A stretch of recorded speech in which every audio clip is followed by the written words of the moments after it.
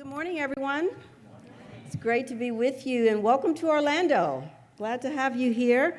I was just sharing with my fellow panelists, I really can't ask someone how their day was in 5 minutes, so I'm hoping someone's going to give me a time cue when I start going long. The program that I want to showcase really quickly, or the engagement opportunity that I want to showcase, is something that we started about 12 years ago in the city of Orlando, and it's called the Orlando Mayor's Neighborhood and Community Summit.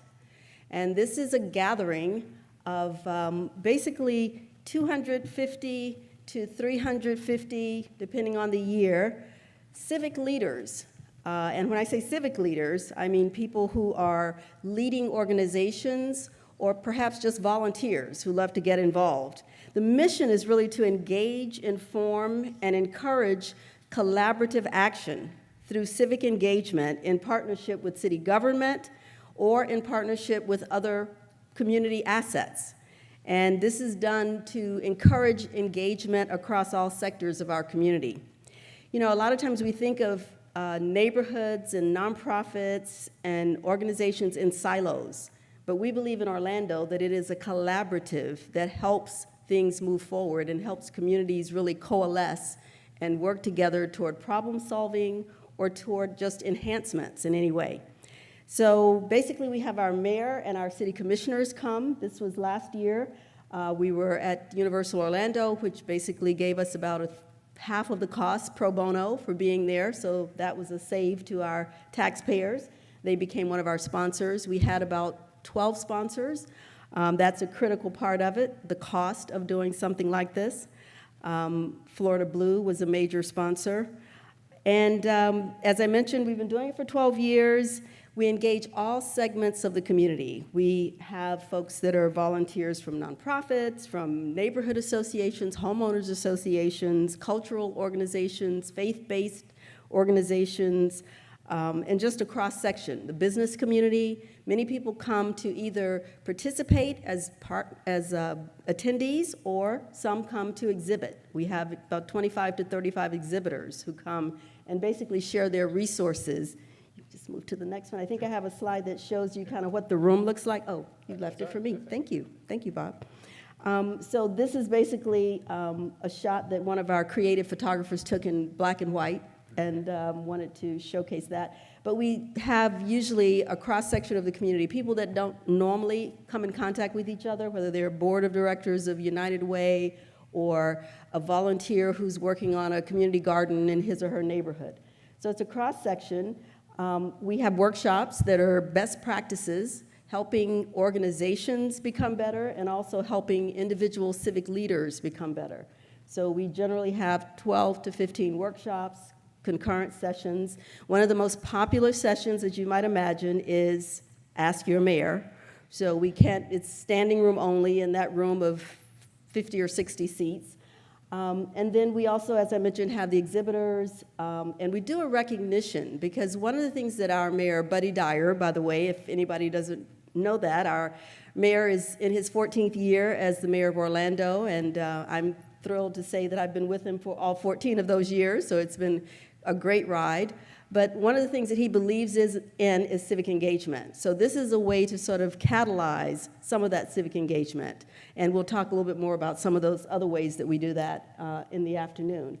But the recognition basically allows individual organizations that are nonprofits and individual volunteers to nominate a person or an organization that they feel is making a real difference in the community. And we had last year 9 nominations for our Community Builder Award, and I think 12 for the Neighborhood Champion Award. So each of those we recognize at this event. Am I going the wrong way? Thank you. This is, again, we talked about doing recognitions. This was a presentation that was done in the plenary session last year. We basically wanted to focus on inclusion and building a sense of inclusion and diversity in our community.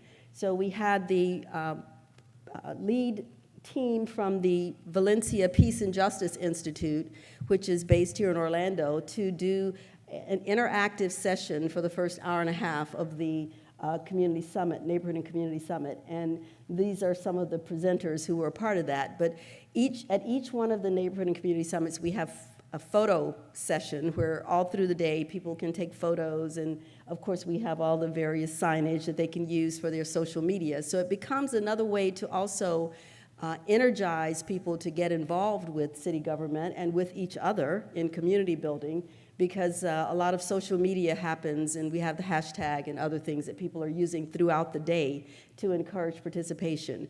We're looking to grow it this year to 400, and you're all invited. I think that's it. Okay. Thank you. For your second report. Yes.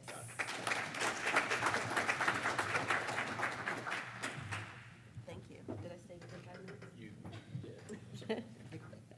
Am I doing it or are you doing Yeah. So Jim, why don't you introduce yourself? it? Okay, hi, good morning, is it morning? Good morning. Jim Murley, I'm the Chief Resilience Officer for Miami-Dade County, which is 214.5 miles south of here. I can tell you that this morning. The last 5 miles were the worst, but. I come to you to talk about civic engagement as an employee of a county. I have worked at different levels of government over my intergenerational career, I feel. But I'm really enjoying the work I'm doing now in Miami-Dade County. It's a privilege to work there. I was one of my bosses here yesterday. Yes, she was. County Commissioner Daniela Levine-Cava. Actually, she probably told you that part of her career was Wood Catalyst Miami, and they were going to be talking with me today, and you. Adele was here with us yesterday, and if anyone had talked with her in the late afternoon, evening, she had no voice. So she is back to Miami this morning. So I really couldn't do justice to the presentation they would have done with me, Adele, but I want to tell you, just as the surrogate for them, we couldn't do our job without partners like Catalyst Miami and a host of other NGOs, independent sector, whatever we want to call them. They absolutely do community outreach far better than government does. So they're our partners in a lot of what I'll talk to you very quickly about. Today's election day. It's also Board of County Commission Day.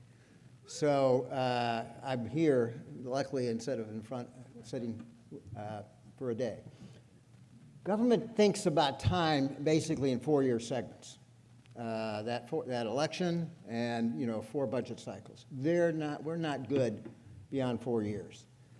And the challenge of resiliency in Southeast Florida was to deal with an issue which literally is intergenerational. It is about the phenomena of sea level rise, which now presents a data set for government to work with our community that literally goes out to 2100.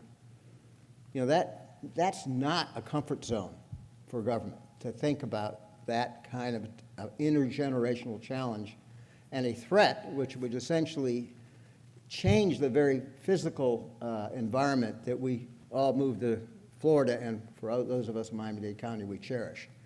How do you deal with that? How do you engage the community in that? That's really the task we had. We're surrounded by water. We've got the Everglades. We've got the Atlantic. We are 2.7 million people really on a wedge. And that wedge isn't getting bigger, it's getting smaller.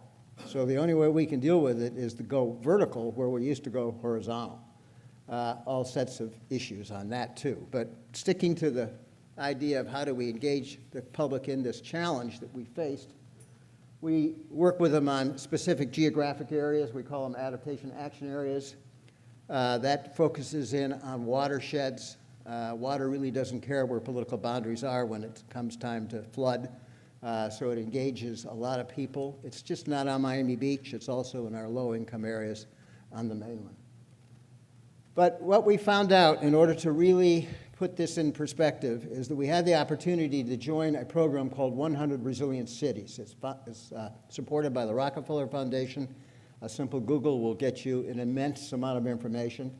There are literally 100 cities around the world participating. That in itself is a huge value in terms of peer sharing and understanding successes and failures and addressing these issues. We entered the program in a partnership with the City of Miami and the City of Miami Beach, so that's an unnatural act by government to do three governments to try to do this together. And we are halfway through it. So what I'm briefly telling you about is a process that we're engaged in. We'll be working with our communities in 2018, and the result is a resilience strategy. Two things to emphasize at this point before I go through a quick set of slides. You know, most of the time our public is learning about this issue through events, through what Rockefeller calls a shock. So last weekend, we knew we had a shock coming. It was what we call a king tide today. It's literally the location of the moon and the sun and the earth. Farmer's Almanac tells you the exact day it's going to happen. What it didn't tell us was that the rising sea is making that shock on a sunny day flood our streets with salt water. That gets the attention of the citizens. They want to get engaged, so you never want to miss the opportunity to use one of these shocks. We also had the less predictable impact of Hurricane Irma within the last several months. We were lucky, nothing like Puerto Rico, but that shock also caused us to rethink the way we engage our community in the whole process for emergency management. What Rockefeller challenges you to do is to put the shocks of things like flooding, or if you're in San Francisco, an earthquake, together with stresses, the things that are chronically challenging a community over generations. Now, interesting enough, sea level rise is a stress. It is not an incident. It takes place over decades. But those other stresses for our community, or the ones that are shared, I'm sure, where you live, are things like affordable housing and transportation and income disparity. Packaging those together with the shocks created a real challenge for government. And so we're going to go through the 6 areas that we're now working with our community on to give you a flavor of how the circle around sea level rise has been expanded. And then we're going to bring it home, we hope, next year with a strategy which specifically talks about action items in all 6 areas. So the core, of course, is the one that we started with, which is living with water. We'll talk about flooding, and we'll try to get our hands around this phenomena of rising seas. We're going to be talking about transportation. Everybody does in Florida, but our focus is on how transportation can be the vehicle by which we deal with jobs and housing. With jobs and housing being the greatest demand on working families' discretionary income, if we can get a unified policy around that as we try to expand our transit system, you know, we think we'll be a more resilient community. This one is no surprise. It's dealing with the economic issues that I know the Chamber will be focusing on as part of their prosperity initiative. Go ahead, Bob.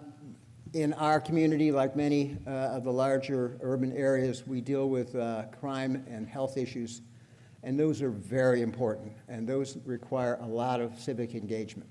We just went through a phenomena of dealing with Zika, which was a shock to our community. We had no idea that the CDC would draw a box around Wynwood and say, you don't go there.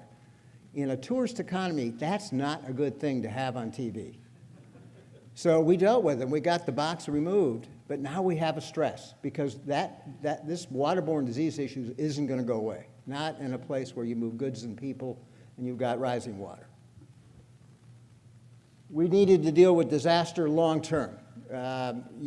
If you can put in your mind with the pictures you've seen in Puerto Rico, they need a long-term recovery plan, not just the insurance proceeds, but just how to really rebuild from a catastrophic storm versus the Category 1 storm. So we want to have in place for what will probably be that eventual shock of another Hurricane Andrew, and we don't want to be unprepared for that. And lastly, we need a leadership scheme which is intergenerational, because what we used to have, we have one county commissioner that's been there 26 years. We're about to term out of our 13 commissioners. Within 4 years, they're all gone. So that whole idea of continuity of leadership, of bringing people in, of working with our cities, and involving our community is what we hope to address in this new model. Thank you.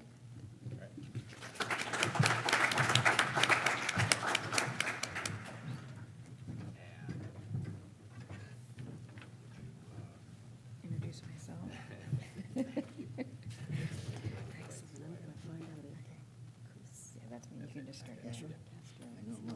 So good morning. My name is Susan Boyer. I am the Executive Director of the Florida Benchmarking Consortium, which is something probably most of you have never heard about. We are a group who measures performance measures and benchmarks local government's performance. Normally, we collect information in those services that you all expect to see every day: garbage pickup, roads, building permits, code enforcement. So the normal things that you expect government to provide for you. And this is cities, counties, and local authorities, water authorities or CDDs. All of those things fall under our purview. Is that the first slide? Yeah. Okay. You want to give this is the opening slide? That's Yeah, first. okay, we'll just hold that one. Yeah. So one of the things that happened several years ago when they had the first summit, Doug Dobson and I from the Lou Fry Institute, we ended up in a conversation about what happens in the state of Florida to measure civic engagement. So we went back and we looked at the FBC's primary purpose, which is the definition of performance measurement, which we realize if we look at it, that definition came around in the 1980s. So this whole concept of collecting and performance data is nothing new. It is, once again, the old has become new. But we looked at what we were doing across the country to collect information on civic engagement, and we found there's really not a whole lot going on a large-scale basis. It was happening within certain cities, like Boston, but it wasn't happening on the state level. So Doug Dobson and I, along with Peter Levine and a couple of others, we came together to begin to look at, now you'll see this is a ranking from several years ago when we started this program. We came to look at what does civic engagement look like in Florida? And as we know, and as you see from the handout in your packet of materials, nothing has really changed from this data right here. And we find that Florida is at the bottom for almost all categories. So we decided to initiate a new service area within the FBC, even though it's normally outside of our purview, to begin to measure civic engagement among our members. So the FBC, we have generally 50 members plus or minus on any given year. A number of our members are consistent members. The city of Orlando is one of our members. And we look at starting this partnership back in 14-15. So we've collected 1 year of data. We now have the second year of data that's currently being analyzed. And we look at 41 measures that we came up with to measure civic engagement within our jurisdictions here in the state of Florida. And we can now begin to, when we have that third data point, begin to compare that to the national data to see how are we doing. You see that we collect in 6 key areas. Those 6 key areas, when you talk about citizen engagement, social capital, community inclusiveness, and you talk about those things with our members, one of the things they say is, oh, we're doing a great job at that. They've all gotten their data back now, and they're shocked to find out how they're doing. Most of them are doing kind of right where the national average is, or less. We are not doing as much as we think we are. And so it has been a real eye-opener for our local members.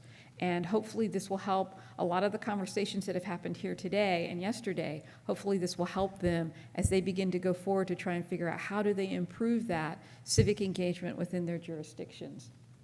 Second partnership slide. Okay. No, we're fine.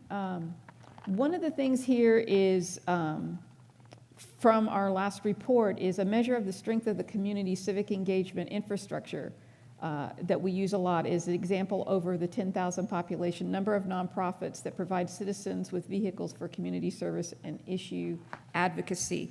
One of the interesting data points from last year's data collection was from the city of Tallahassee. Most of our members performed below the national average. However, as we would expect in our state capital, it exceeded the statewide average, which was 29.3%, the national average being 34.2%, and yet we saw within the city of Tallahassee, 73.6% of their population fell under the 501c3s per the 10,000 population. So that's really very high, but yet 2/3 of our members reporting were below the national average. So I think that's a very strong statement for what happens in the state of Florida is we find that we don't have, and I don't know if that's a factor, and hopefully this will help us begin to find out, is that a factor of the population that we have here, and we've talked about it here in the last couple of days, the influx of people we have from the outside, the number of retirees, the kind of population that we have. So obviously, one of the things and the reason that we began this, and Doug and I had this conversation and we worked to develop this, is if we're not measuring it, we're not going to know how we're doing. So we need to begin to get our local governments to think about how do they measure up on that civic engagement scale. It's going to tell them what their true interaction is with their jurisdiction and with their citizens. It's going to begin to link their organizations to their strategic plans. One of the things that we found was that our membership was not linking their civic engagement with their community to their strategic plan. Some of them didn't even have that kind of element within their strategic plan. So it's kind of begin to make people rethink how they should marry those two items up. And it also is a way to demonstrate, when they have that data now, what their accomplishments are to strengthen that engagement within their community. So just a little bit about the FBC. As I told you, we are an organization with over 50 members. We develop and collect, as I said, those common areas that are reported, but the civic engagement one is a new one for us. We are the only entity that is measuring civic engagement on a statewide level. So the FBC is the largest intrastate consortium in the country. So a lot of people are looking to see what happens with this data in Florida and what we do with it and how our jurisdictions respond to it. Interestingly enough, I think if you look at this map of where the FBC membership is, it's interesting to see that we have a cluster in South Florida, the Central Florida, and very, very little up in the Panhandle. Again, our membership is clustered around a lot of where our main population is located. So kind of an interesting concept when we look at that. These are the 20 service areas that we collect information in. Most of them have been around for the FBC's 13, 14 years of existence. But civic engagement highlighted there in red is our newest one. And again, we only have 2 years worth of data. We are looking forward to next year's data points. Bob told me I had 5 minutes, so there you go. I did put our website up there. We are currently building a page. Give us about another 60 days, it'll go live. We are building a page on civic engagement and what that means to the local governments here in the state of Florida. So hopefully that will be up and running in the next 60 days. That's it. Thank you, Steve.